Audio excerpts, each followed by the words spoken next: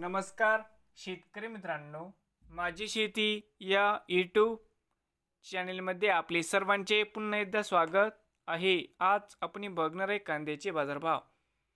महाराष्ट्र राज्यातील कृषी उत्पन्न बाजार समिती मुंबई येथील आजचे कांदा बाजारभाव। सर्व शेतकऱ्यांनी हा व्हिडिओ संपूर्णपणे बघा, कुठे स्किप करता। बाजार समिती मुंबई या ठिकाणी आवक 8,446 क्विंटल, या ठिकाणी कमीत कमी दर 1400 रुपये क्विंटल असर समजा आहे। 1700 रुपये क्विंटल या ठिकाणी आज जास्तीत दर आहे। 2000 रुपये क्विंटल नवीन आल्यासात।